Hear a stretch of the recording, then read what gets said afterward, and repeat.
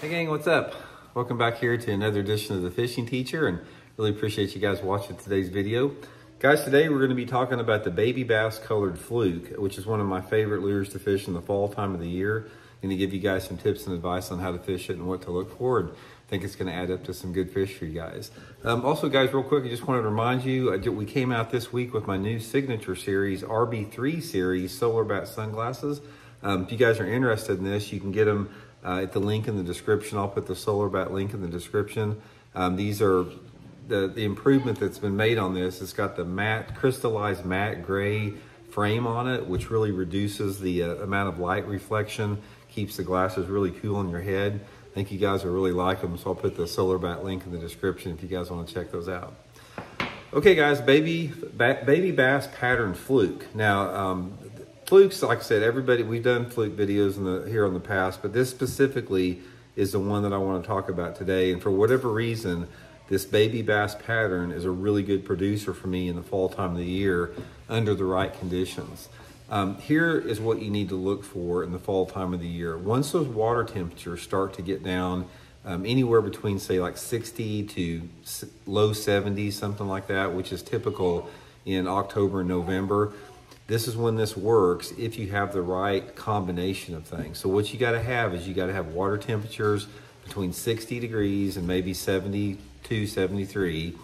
You've gotta have water clarity of at least 3 foot visibility. I prefer like 3 to 5 foot visibility. And 3 foot, most lakes across the country have some part of the lake has got 3 foot of visibility.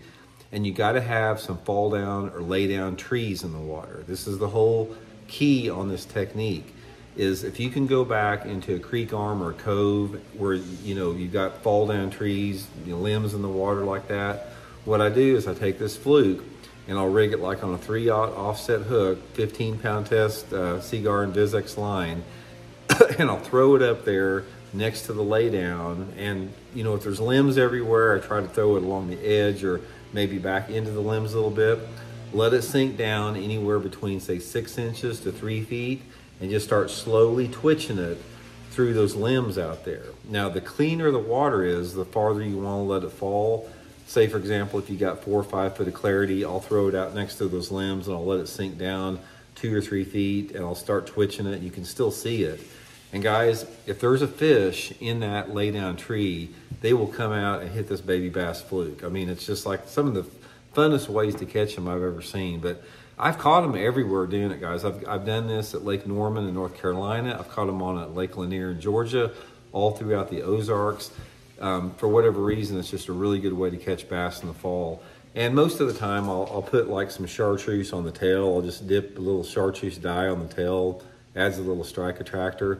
But anyway, guys, look for some clean water, lay down trees, put your fluke on there. A lot of people don't think about a fluke being a bait to fish around heavy cover, but it's a really good ambush lure. A lot of people fish flukes more in open water and clean banks, but I love to fish it in and around any type of cover like that this time of year. So give it a try. I hope it helps out, and we'll talk later.